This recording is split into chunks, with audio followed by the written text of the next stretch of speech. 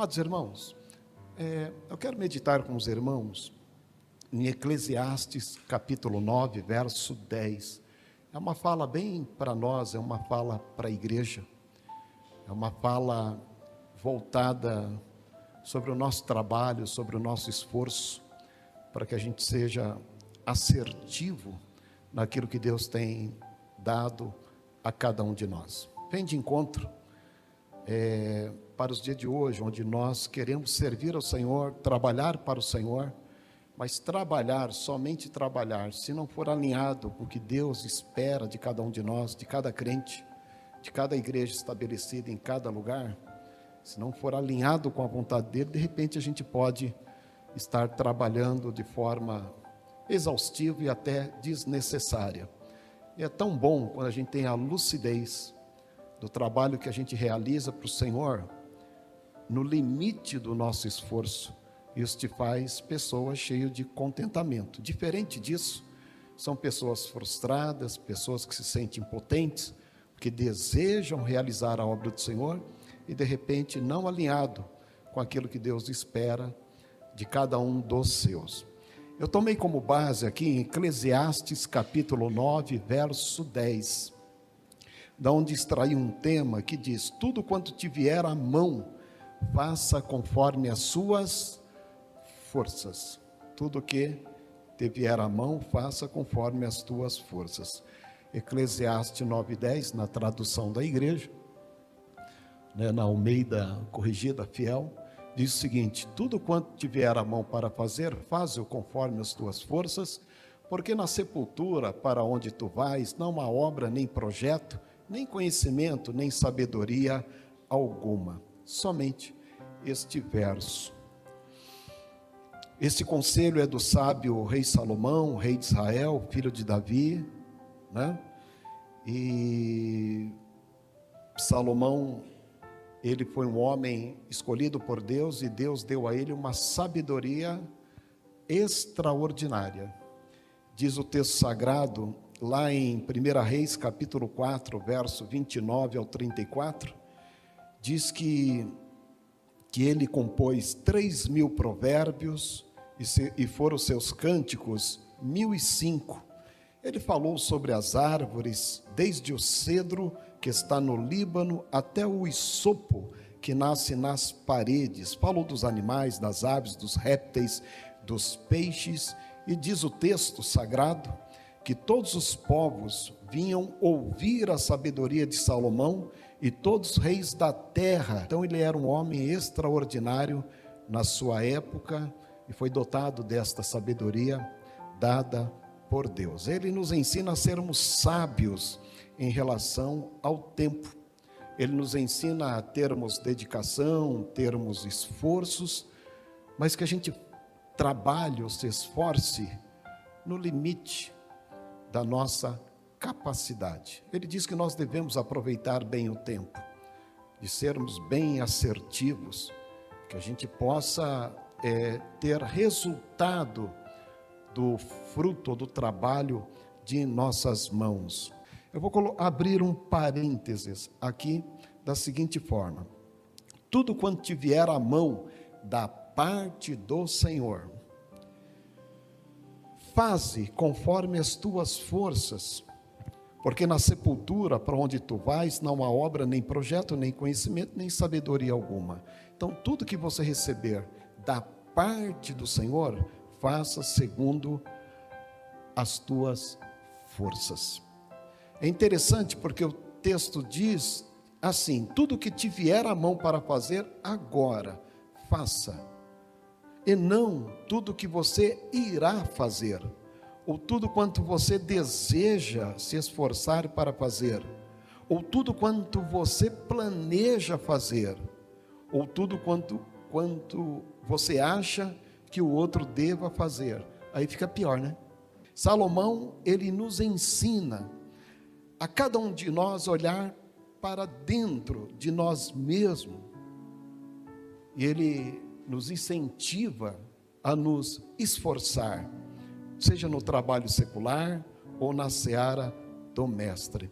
Tanto o trabalho secular como o trabalho do Senhor precisa ser assertivo, adequado, para que o nosso esforço não seja vão. A pior coisa é uma pessoa gastar tempo e esforço e tudo aquilo não rendeu absolutamente nada. Alguém já se sentiu assim em algum momento? Fala, poxa vida, fiz tanto, mas parece que não deu resultado, perdi tempo, aquela coisa toda, não é mesmo? Em relação ao trabalho do mestre, devemos estar em sintonia com o que Deus espera de nós. E Deus não espera de nós o nosso trabalho egocêntrico ou interesseiro. Ele espera de nós o trabalho dele através de nós. Aí que está uma coisa interessante. Todos nós desejamos fazer a obra do mestre, sim ou não? Mas será que Deus não quer realizar a obra dele através de nós? E está dizendo assim, não faça a minha obra, deixa que eu faço através de você. Então nós muitas vezes nos cansamos, nos sentimos às vezes até frustrados ou impotentes, porque nós queremos fazer a obra do Senhor. Quando Ele está dizendo, olha, você quer fazer a minha obra por você mesmo, deixa eu fazer a minha obra através de você. É esse entendimento que a gente precisa ter da parte do Senhor, para que a gente não gaste esforço, não gaste tempo, pensando estar fazendo a obra dEle, quando na verdade a gente só precisa se permitir que Ele trabalhe através de nós. Eu estava meditando também no livro de Apocalipse, quando Deus ordena ao apóstolo João para que escrevesse a igreja de Éfeso. E ele escreve, está lá em Apocalipse capítulo 2, verso 1, 5, diz o seguinte, eu conheço as tuas obras, eu conheço o teu esforço, eu conheço o teu trabalho, eu conheço a tua paciência, e vejo o quanto você está sofrendo com esse trabalho, eu vejo o quanto você está fazendo a obra, mas eu tenho uma coisa contra ti, você está fazendo sem o primeiro amor, está fazendo a obra, a minha obra na tua ótica, no seu jeito de pensar que deve ser feito, e está fazendo muito, você está até fazendo hora extra, mas eu tenho uma coisa contra ti, você está fazendo sem coração, você está gastando tempo e esforço, pensando e está fazendo o que eu reservei para você, mas você está fazendo por você mesmo. E um dos grandes problemas hoje em dia são os cristãos, são os obreiros, são os que servem a Deus na face da terra, que procuram fazer algo para o Senhor, e às vezes desassociado da vontade do Senhor, ou que Deus reservou para cada um de nós. Aqui para a igreja de Éfeso, ele falou o seguinte, eu nem quero esse trabalho, eu não quero o teu suor, eu não quero tudo isso que você está fazendo aí em meu nome, eu só quero que você faça o que eu reservei para você, e faça com amor, faça com contentamento. Quantos aqui está fazendo a obra do Senhor com contentamento? Está mesmo? Com alegria, com contentamento. Senhor, eu estou fazendo a tua obra, aqui está demarcado o que o Senhor reservou para mim, porque quando a gente não entende o que Deus demarcou para nós, a gente sai das quatro linhas e começa a fazer a obra do Senhor de uma forma tão exaustiva, e Deus lá de cima fala, você está trabalhando muito, está fazendo muito, mas eu te pedi isso, mas Senhor, não é para fazer? Mas você está fazendo do teu jeito, você precisa fazer conforme eu te dei para fazer. Dá para entender isso ou não? Esta foi a fala de Deus com a igreja de Éfeso. Deus estava dizendo para aquela igreja, a tua obra é desnecessária. Eu não quero o teu cansaço assim, eu não quero o teu suor assim, eu não quero que você se fadigue no meu nome fazendo a minha obra do seu jeito. Eu quero que você entenda que você deve fazer exatamente conforme eu quero que você faça. É Deus querendo através de nós, e não nós usando o nome de Deus, dizendo que estamos fazendo alguma coisa. Que tipo de trabalho cristão estou fazendo ou empregando esforço que possa estar na contramão do esforço que Deus espera de nós? Ele quer que nós façamos a obra dele com esforço, com esmero, mas alinhado com o que ele reservou para nós. Porque todo suor, todo esmero, todo esforço desassociado da vontade dele é perda de tempo. Ele nem recebe esse trabalho.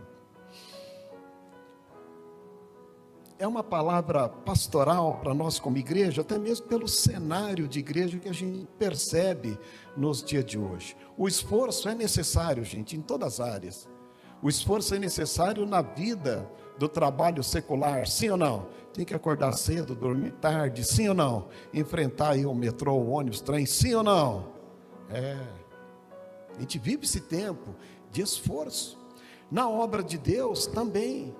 Até mesmo para receber uma bênção de Deus, carece de esforço. Se a gente pegar aqui alguns exemplos, por lá em Mateus capítulo 11, verso 28, o próprio Senhor Jesus, dizendo para o cansado e para o oprimido: vinde a mim, todos que estão cansados e oprimidos, e eu vos aliviarei. Olha só, quem está cansado e oprimido, muitas vezes não consegue dar um passo, sim ou não? E Deus sabe disso, sim ou não? Ele fala: vinde a mim. Mas Senhor, o Senhor sabe que eu estou cansado e oprimido. Eu sei, mas cabe aqui um esforço para receber esta bênção. Bem, tantos exemplos, cego Bartimeu, a gente pode falar aqui de várias pessoas que tiveram que se esforçar para alcançar a bênção. A mulher do fluxo de sangue, meu Deus, quantos exemplos exigiram força. E esta força, esse esmero, tudo que está em nossas mãos, a gente precisa se esforçar secularmente para receber uma bênção ou para fazer a vontade do Senhor. Eu pergunto, como está a nossa dedicação frente ao que foi confiado a nós? Aquilo que Deus espera de nós. Em uma escala de 0 a 10, aquilo que Deus espera de você está onde? De 0 a 10, pense aí. Qual que é o meu esmero, meu esforço em relação às coisas de Deus? E Deus, Ele diz para nós: olha, se esforce, tenha empenho, faça alinhado com a minha vontade, você vai se cansar menos, você vai suar menos, você vai ser mais produtivo, e você vai perceber que em pouco tempo você vai render muito. É como um machado afiado. Se ele está afiado, ele corta mais, sim ou não? Mas um machado com fio cego, o que acontece? A pessoa trabalha muito e rende pouco. Então Deus, Ele não quer que a gente trabalhe com dons e ministérios, seja o que for, como se tivesse o fio do machado cego. A gente trabalhando tanto e cortando tão pouco. Deus, Ele é assertivo. Quando Ele diz para você trabalhar de acordo com a vontade dEle, cada machadada que você dá, rende, porque Deus está nesse negócio. Às vezes tem muitas pessoas cansadas, dizendo que está fazendo, acontecendo, e estão cansadas, estão frustradas, se sentindo impotentes, e diz: Deus, mas eu tenho feito tanto, trabalhado tanto, por que esta frustração? Porque de repente, não é a obra do Senhor através de nós, é nós querendo fazer uma obra que sequer Deus pediu para fazer. Vocês sabiam disso? Pois é.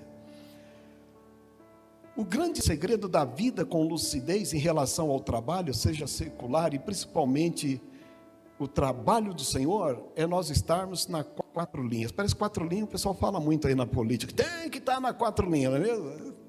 Tem uma pessoa um dia falando: nossa, você parece com o Bolsonaro. Eu falei: mas rapaz, para com isso. Tem Quem que está nas 4 linhas? É quem joga futebol, quem está na quadra, quem está... Sabe as 4 linhas? O que significa isso, não é isso? Trabalhar ali dentro. Saiu dali, tem as infrações. Então, por mais que queiramos nos esforçar, não podemos ultrapassar os limites do Senhor reservado a nós. Devemos empregar todo esforço, todo esmero, toda dedicação, toda concentração dentro das 4 linhas dadas pelo Senhor. Está dando para entender ou não? Eu pergunto, se o cristão que você tem se esforçado, trabalhado dentro das 4 linhas? Onde você está nestes limites dados por Deus? Nem as habilidades, nem os dons, nem a fé, nada, absolutamente nada poderá nos tirar das 4 linhas que Deus reservou a cada um de nós. Nós vemos isso no Velho Testamento, no Novo Testamento. Deus, Ele coloca limites para a gente atuar. Deus nunca vai exigir de você um limite, sabe, exceder um limite que Ele não deu, Ele não vai. Deus nunca vai te dar uma prova, vai te dar um desafio acima de suas capacidades. E quando tiver que acontecer algo extraordinário na sua vida, é Deus participando desse milagre através da sua vida, porque nós de nós mesmos não podemos absolutamente nada, absolutamente nada. Trabalhar, se esforçar, desejar fazer algo para Deus, se não estiver alinhado, se não estiver ajustado com o que Deus quer, gente, a gente pode estar fazendo a obra de Deus, em nome de Deus, e não ter o selo e a aprovação de Deus. Daí você pega muitos crentes frustrados mesmo, sentindo impotentes, porque está em uma ação com um objetivo que Deus não deu para ele. E por que o crente se cansa? Por que muitos param na fé? Por que muitos se desviam? Por quê? Porque eles não perceberam os limites que Deus reservou a ele. E ele quer se esforçar, quer ter empenho em algo que ele precisa perguntar para Deus. Isso é o que Deus reservou de fato. Isso que é um exemplo. Vamos pegar aqui Davi, o rei Davi. O rei Davi foi um homem segundo o coração de Deus. Sim ou não? Um homem que, olha só, um homem que planejou iniciar uma construção de um grande templo para Deus. Gente, esta foi as maiores das intenções de Davi. Davi era um homem segundo o coração de Deus? Era. Deus se agradava dele? Sim. Davi era um homem que tinha habilidade? Sim. Davi era um homem diferente dos outros da sua época? Sim. Ele era rei de Israel. Ele tinha condições de comprar um terreno? Comprou lá no Monte Sião um espaço para fazer o templo. Ele tinha dinheiro, ele tinha profissionais, ele tinha todos os recursos para fazer o templo, tinha.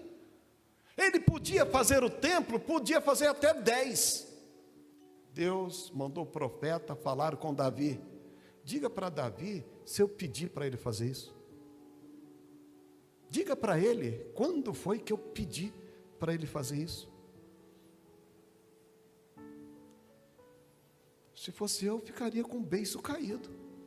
Mas Senhor, isso não é uma boa? Eu moro em palácio, e o Senhor mora em tenda. Eu quis comprar o melhor terreno. Eu tenho profissionais, tenho ouro, prata, bronze, tenho tudo. Tudo, sabe, tenho um orçamento sobrando, tenho tudo. Deus diz, e daí? Eu não te pedi isso. Às vezes a pessoa acha que a habilidade, o dom, o ministério, o crente que ele pode simplesmente fazer o que quer fazer. Pode. De repente ele pode fazer como os irmãos da igreja de Éfeso. Faz, e faz até dobrado. Depois ele está lá capengando, coração vazio, no existencialismo, no limbo. O que está acontecendo, Deus? Deus está falando, pois é, Você entrou em uma área que não é tua. Davi, eu não te pedi isso. Quando foi que eu te pedi isso? O profeta foi lá falar com Davi. Lá está o rei, no trono, lá com o projeto na mão, com todos os recursos. Lá vai o profeta, né? Profeta simples, chinelinho de dedo, quem sabe. Rei, Deus mandou dar um recado para você. Você quer fazer aí um grande tempo, quer fazer, quer inovar, quer acontecer? Deus falou assim, ó. Quando foi que Ele te pediu isso?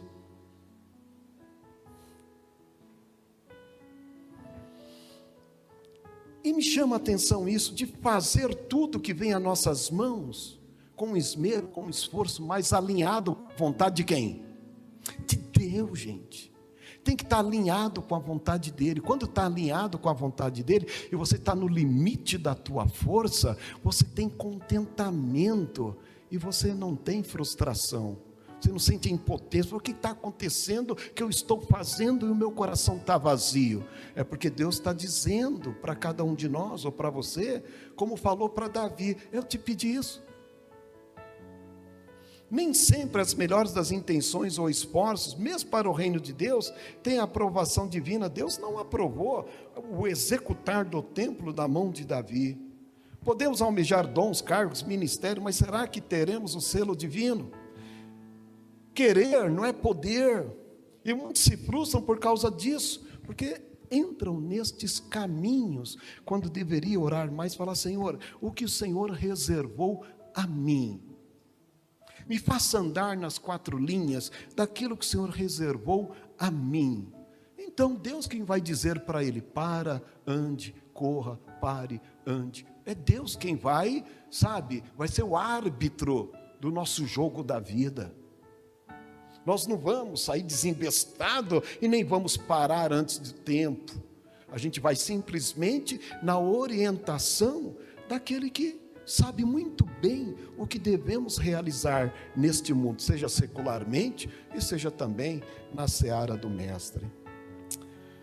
Você quer ver um outro exemplo importante no Velho Testamento? Quem já ouviu falar de Uzá? Uzá, ele era filho de Abinadab. Um nome estranho, né? Uzá, né?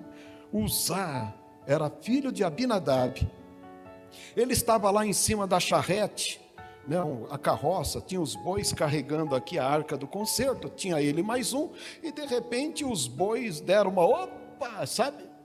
Deu um trupicão lá, ou passou numa vala.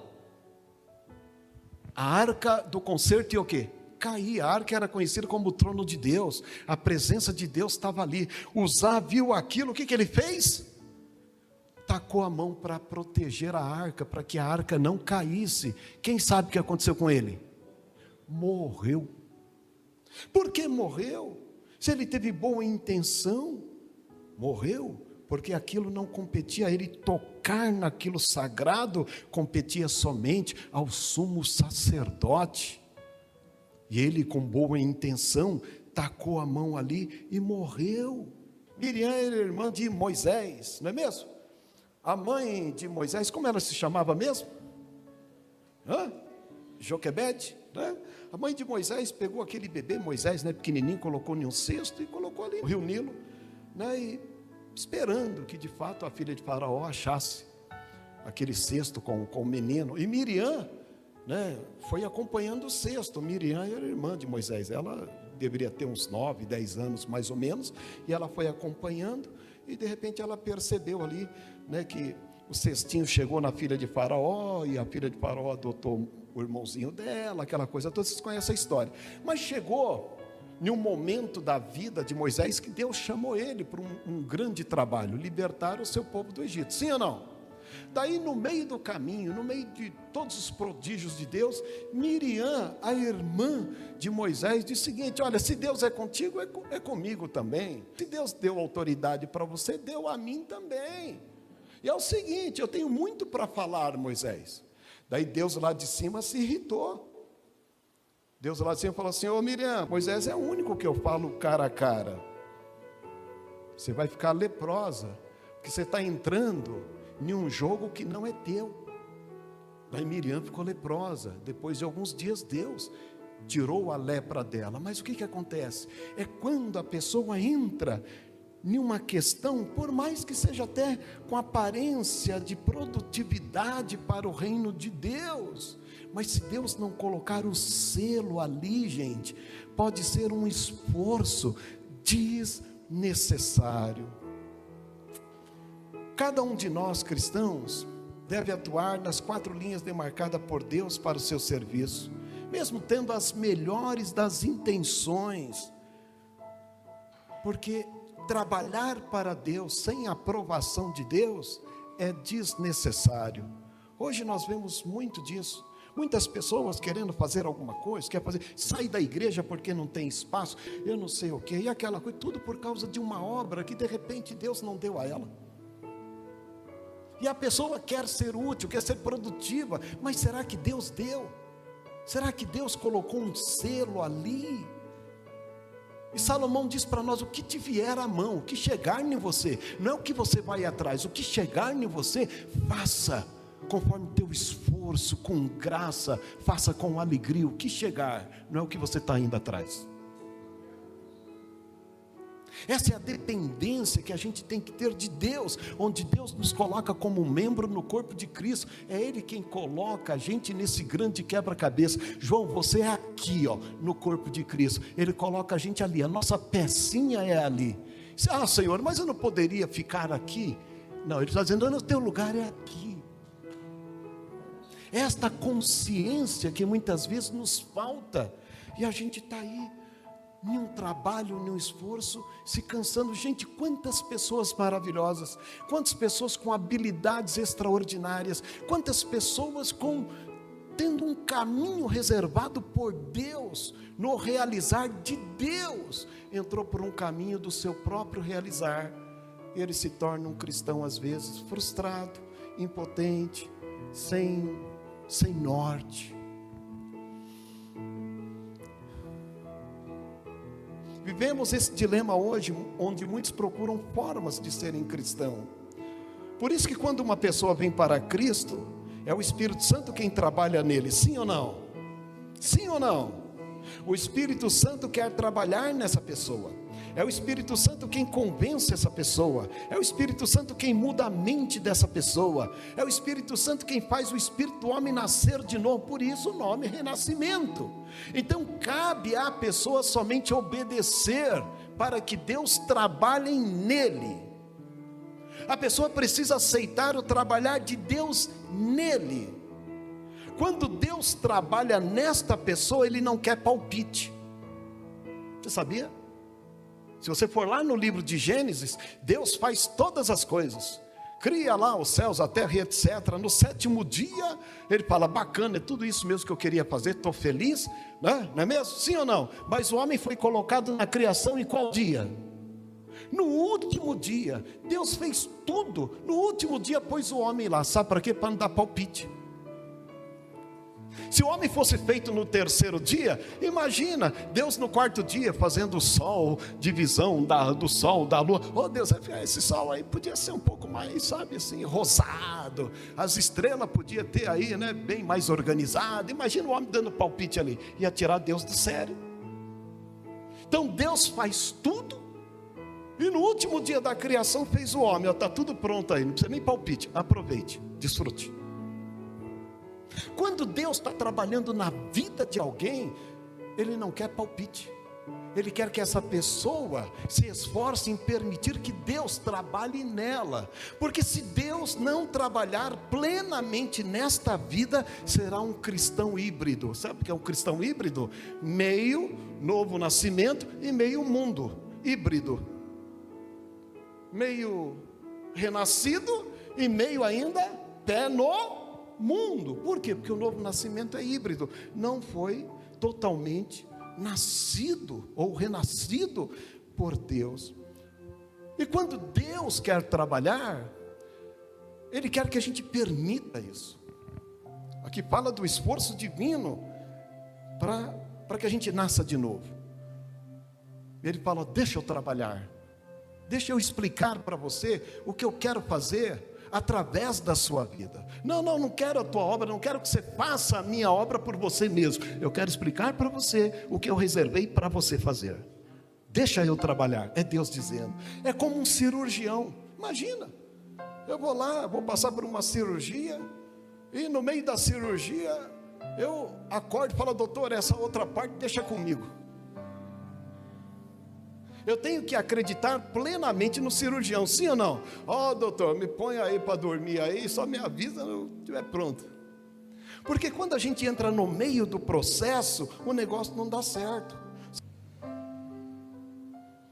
Há trabalhos que não é bem-vindo, não adianta. Há trabalhos até em nome do reino que não são bem-vindos. Davi teve que entender isso, e tantos outros tiveram que entender isso. E quando fala de novo nascimento, Deus não quer um cristão híbrido. Ele quer um novo nascimento total. E eu preciso somente me render neste processo. Salomão aconselha: faça tudo segundo as tuas forças, no teu limite, nas tuas 4 linhas. E a gente volta para Davi. Deus diz: olha, Davi, teu projeto é bom, os recursos você tem, eu sei, você é um homem segundo o meu coração, mas você não vai fazer isso. É o teu filho Salomão que vai fazer isso. A tua história de vida, Davi, não possibilita fazer o templo. Você foi um homem de guerra. Você lutou com o urso, com o leão, você matou gigantes, você matou o inimigo. Você quer fazer um templo de adoração? O meu templo não pode ter guerra, não pode ter sangue. O meu templo tem que ter paz. O teu filho terá um reinado de paz. Ele construirá o templo. Davi poderia falar o seguinte: então é problema dele, ele que ajunte dinheiro, ele que se vire. Davi falou: amém, Senhor, eu entendi o recado. Eu entendi que eu tenho que estar nas 4 linhas que o Senhor determinou para mim, e que meu filho vai dar sequência nisso. Então eu vou fazer o seguinte: eu vou juntar os recursos, os melhores profissionais, vou deixar tudo prontinho, e quando chegar o tempo dele construir o templo, ele vai ter todas as facilidades possíveis para assim fazê-lo. É tão bacana isso, né? Às vezes a gente quer fazer tudo, a gente quer lidar com tudo, a gente calma, e cada um tem a sua fatia no reino de Deus. Você está entendendo ou não? Deus colocaria nas mãos de Salomão, filho de Davi, tal obra. O projeto era de Davi, mas a construção era de Salomão. Nem sempre ser um crente conforme o coração de Deus nos dá o direito de fazermos o que achamos que devemos fazer. Nem sempre sendo um crente de acordo com o coração de Deus nos dá a ousadia de sair fora das 4 linhas. Seria um esforço desnecessário. Abusar das habilidades, capacidades, dons, ministérios, autoridades, não faz sentido na obra que Deus quer realizar através de nós. Sabe por quê? Porque só Deus tem esta capacidade de abrir a porta ou fechar a porta. Diz que quando Ele abre a porta, aberta fica. Quando Ele fecha, fechado está. Ele tem a chave, sim ou não? A gente tem até um vício de linguagem dos pregadores do dia de hoje. Olha, você precisa romper a bolha, você precisa virar a chave. Só Deus vira a chave, porque a chave é dele. Como que você pode atingir algo que Deus não te deu? Seria uma grande hipocrisia o falso profeta dizendo que você vai chegar onde Deus diz que não, que você vai realizar o que Deus não quer que você realize, porque Deus reservou uma outra coisa para você. Deus te colocou como instrumento, como um atalaia, te deu dom, te deu ministério, e você sabe exatamente o que Deus espera de você. Você anda perguntando: Senhor, o que eu devo fazer? Não, você não deve fazer nada. Permita que eu faça através de você.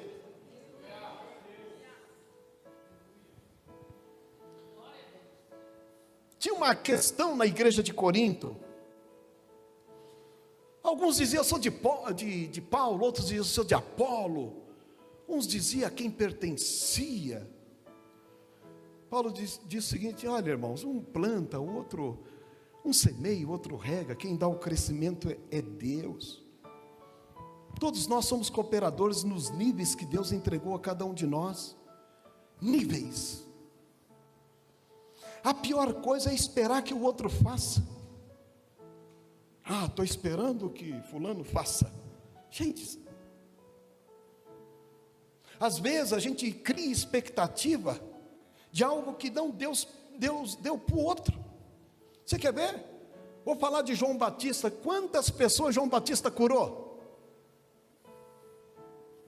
João Batista, aquele que batizava no deserto, quantas pessoas ele curou? Nenhuma. O ministério dele foi um ministério de preparar o caminho do Senhor e batizar as pessoas para o arrependimento, porque depois dele viria alguém que batizaria com fogo. Ele não curou ninguém, ele só batizou as pessoas e anunciou a vinda daquele que batizaria com fogo. Deixa eu fazer uma pergunta: quantas pessoas Jesus batizou nas águas? Nenhum. Ele levantou os apóstolos para batizarem os salvos depois. Jesus não batizou na água ninguém. Se fosse eu naquele tempo, eu falaria assim: esse camarada aí, esse tal de Jesus é menos que João Batista. Olha quantas pessoas vão lá para João Batista para ser batizado nas águas, e esse Jesus, ninguém procura ele para batizar.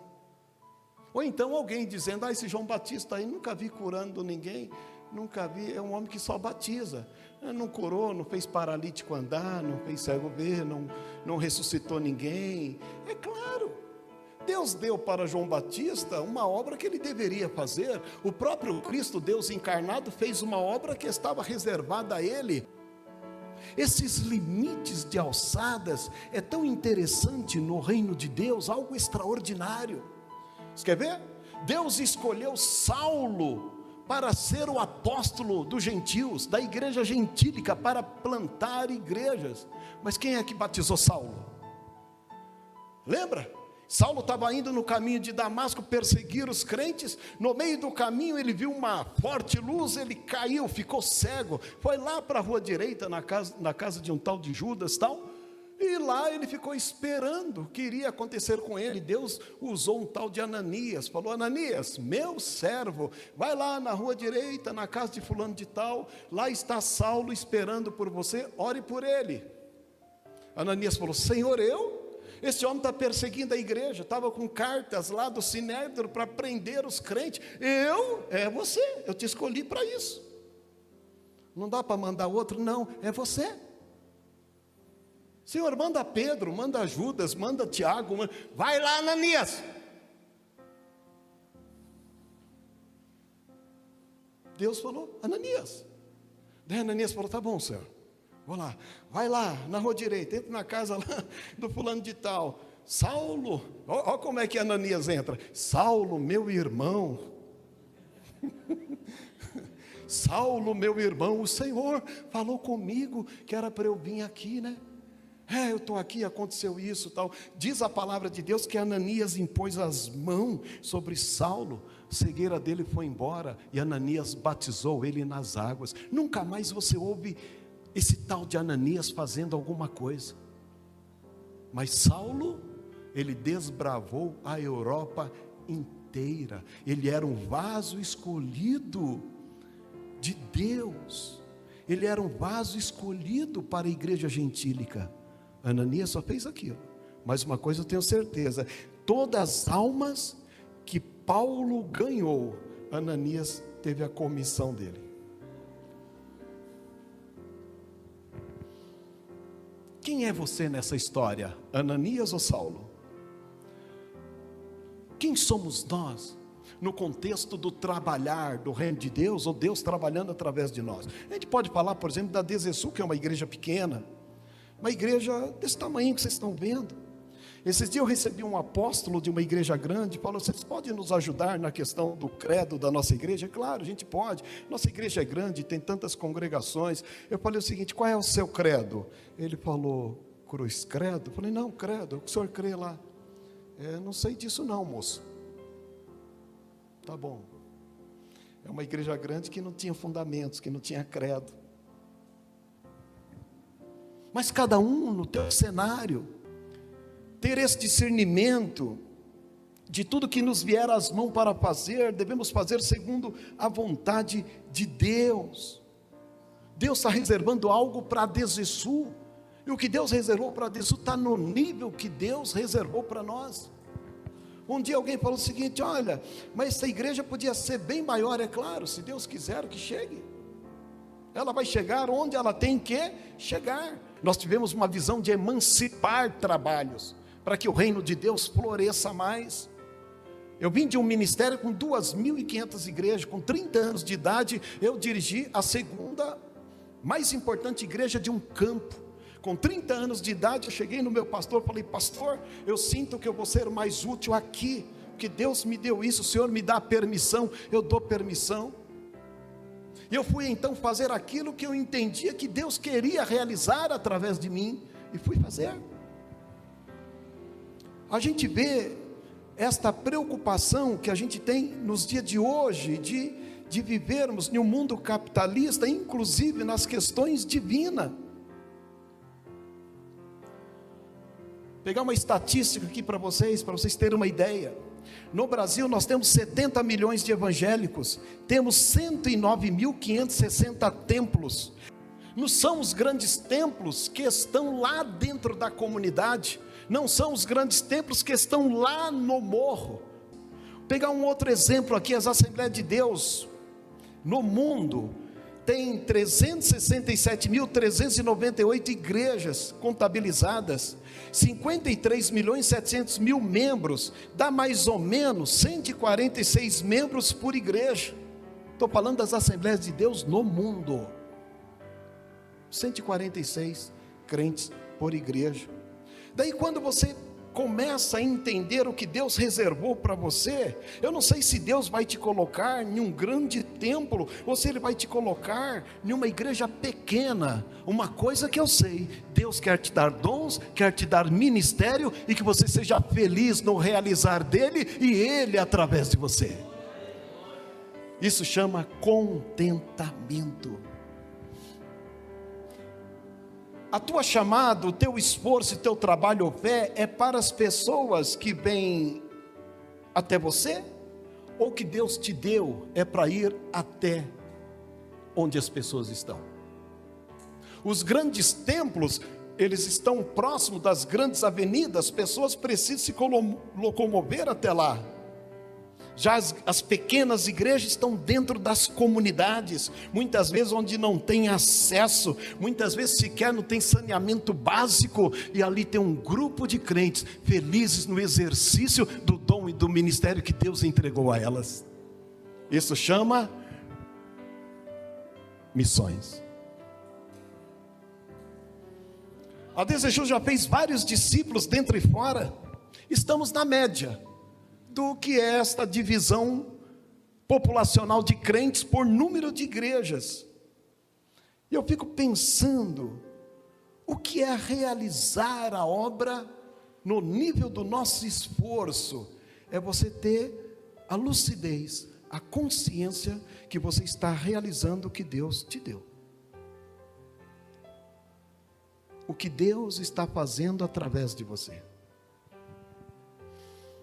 O que é ser bem-sucedido mesmo? Bem-sucedido é chegar lá no final com as pessoas que trabalham com você. Ser bem-sucedido é você ser assertivo com o outro. Ser bem-sucedido não é mostrar o trabalho para os outros verem, é chegarmos juntos. Isso Jesus ensinou muito bem, lá em João capítulo 17, verso 24. Pai, aqueles que tu me deste, quero que onde eu estiver, também eles estejam comigo. Não é perder ninguém, é chegarmos lá juntos, não é sairmos do barco, é chegarmos juntos. O melhor dom é aquele que está em exercício, e muito melhor ainda, mas melhor ainda, essa redundância, é estar onde mais precisa, porque a luz brilha mais nas mais densas trevas. Um dia eu falei isso aqui para vocês. Eu trabalhava numa empresa que era um inferno. Eu cheguei em um departamento que o meu gerente já não foi com minha cara. Quem me contratou foi o superintendente lá da empresa, falou, esse rapaz vai trabalhar aí. O gerente não me queria, o supervisor lá não me queria, os funcionários do ambiente não me queriam. Por quê? Porque eles achavam que tinha que ser alguém dali, não podia haver alguém de fora. Eles tinham os direitos deles de pensar assim. E eu fui colocado no meio do inferno. Fui perguntar um negócio para o meu gerente, ele falou, isso é problema teu. Desde quando o gerente fala isso para você? Daí eu fui perguntar para outro, isso aqui como é que faz? Ó, sei não. Daí fui passando uns dias, eu falei, Senhor, que lugar é esse? Esse lugar não é para mim não. Esse lugar aqui, misericórdia, isso aqui é um inferno. O Senhor me colocou aqui, o Senhor tem certeza? Daí Deus falou assim, senti no meu coração, né? Era Ele dizendo, onde é que a luz brilha mais? Eu falei, obrigado, Senhor, por este inferno.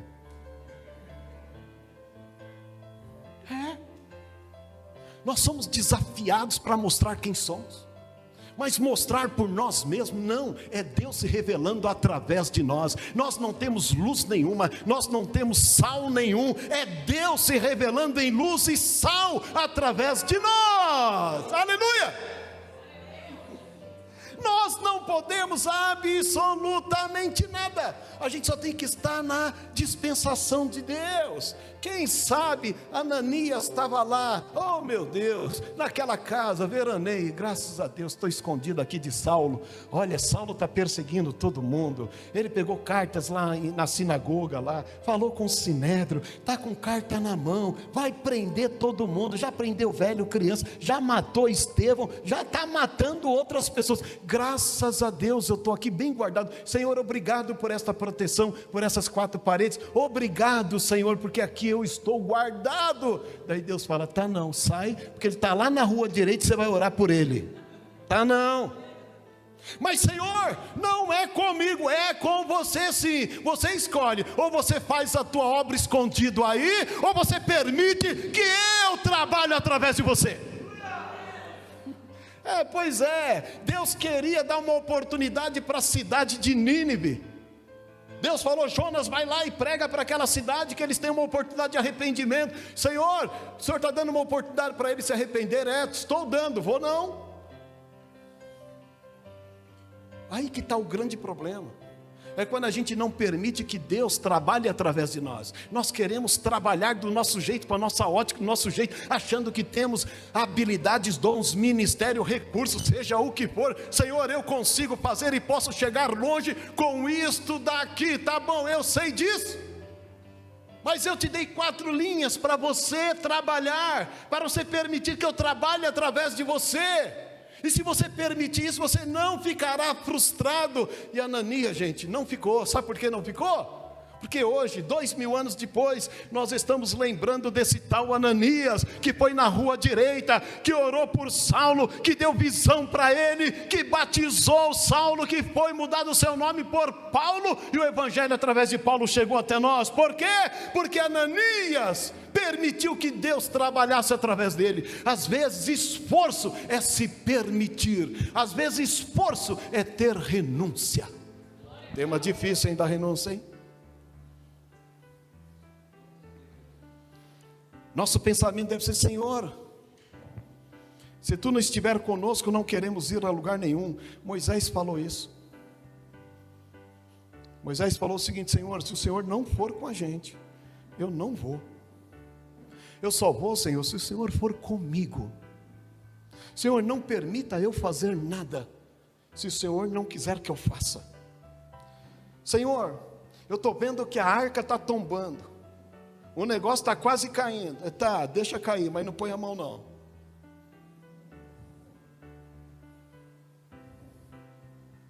Mas Senhor, vai dar prejuízo. Deixa aí, eu sei lidar com prejuízo. Eu pego gente que não presta e faço deles príncipes. Deus sabe de nossas condições. Ele sabe aonde podemos ir, onde podemos chegar. Por isso tem diferença da palavra aonde e onde. Aonde é caminhando, é ação, e onde é alvo, é objetividade. Aonde você vai? A pessoa está até indo. Opa, estou indo. Estou indo na seara do mestre. Daí Deus pergunta: e onde você vai parar com isso? Não sei. Parece uma barata tonta, procurando algo que nunca acha, e um destino que nunca chega. Porque Deus nos dá ação, e Ele não nos faz andar sem atingir um alvo, sem ter objetividade. Se você está andando, se você está caminhando, se você está trabalhando e não tem alvo, alguma coisa está errada. Por isso que a gente cansa, e cansa à toa.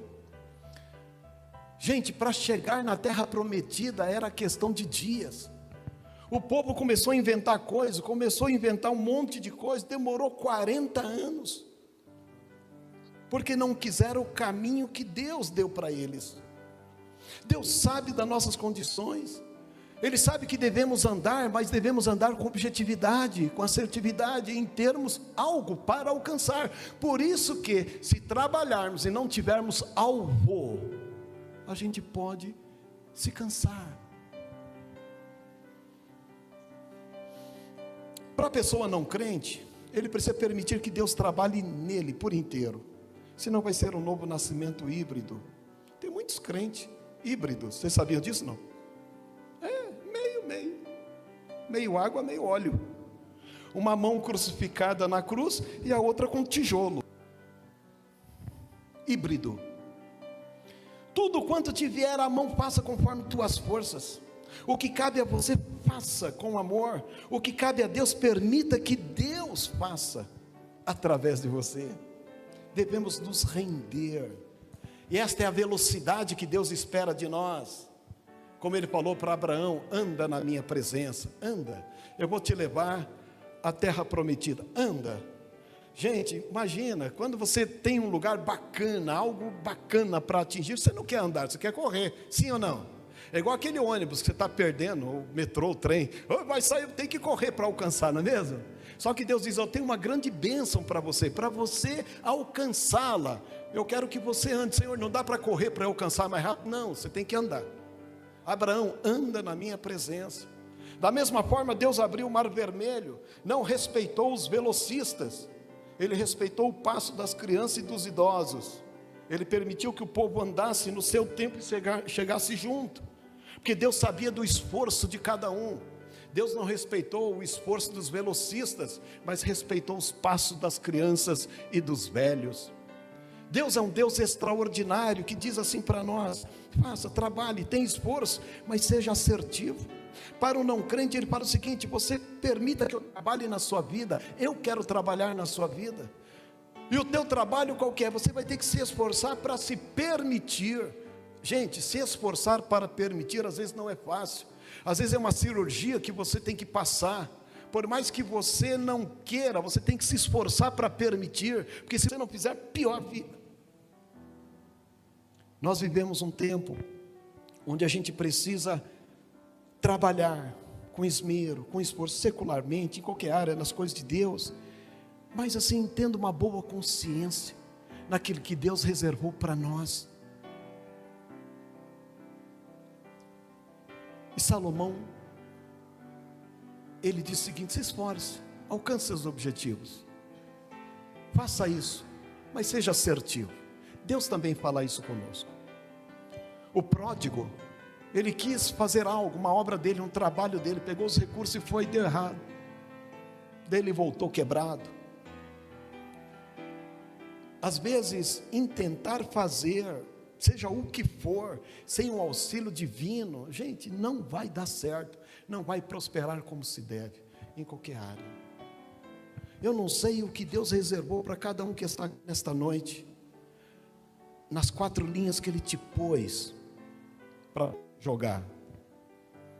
Ele quer que você se esforce, mas que você não saia desses limites, porque se você não tiver a compreensão dos limites que Deus te deu, você vai se cansar, e às vezes você vai fazer até mais da conta, e Deus vai dizer: não te pedi isso. Você sabe por que tem muitos, até mesmo crentes, cansados? Porque Deus não pediu para ele fazer aquilo. Ele entrou em uma área que não é dele. Mas Senhor, eu queria, aí Deus diz, calma lá, eu tenho algo para você, e quero trabalhar através de você, mas eu não quero que você faça a minha obra sofrendo, sabe, só de pensar de obra, de coisa de Deus, a gente já dá arrepio, é porque está errado alguma coisa, porque quando a gente faz as coisas para Deus, você tem contentamento, você tem alegria. Quando você fala de vir cultuar, você vai sair dessa reunião já com saudade do próximo culto. Sabe por quê? Porque a gente está sendo assertivo no nosso esforço, no nosso trabalho, respeitando os nossos limites. Ficamos em pé? Eu quero orar, gente. Eu não sei se você está cansado. Você é um crente, é uma crente. Que trabalho é este? Que trabalho é esse de campanha, de oração, de jejum, de tudo que somos, do realizar, que a gente está perdido em um limbo, que a gente ainda não se achou. De repente a tua oração hoje foi essa: Senhor, fala comigo, eu preciso de um norte. É porque a gente está andando sem alvo, que de repente a gente está fazendo algo que Deus não reservou para nós, porque o que Deus reservou para você, você faz com alegria, com contentamento, sem louros, sem lauréis, você simplesmente faz, como Ananias: Senhor, eu entendi, tenho até receio, mas eu vou lá, porque esta obra é tua, e aquela pessoa lá é um vaso escolhido. Eu quero orar. Eu não sei o nível da sua frustração. Vem à frente, eu quero orar por você. Eu quero orar por você nesta noite. Você serve a Deus, é de Deus, mas tem uma canseira aí enorme. Tem uma frustração, uma impotência, tem algo que não... É um caminho que parece que está faltando um alvo. Tudo que te vier à mão, faça conforme as tuas forças. Faz. Se esforce. Mas não pense que o realizar é por você mesmo. Não, tira isso da sua cabeça. Tenha coragem e esforço de permitir Deus trabalhar em você e através de você.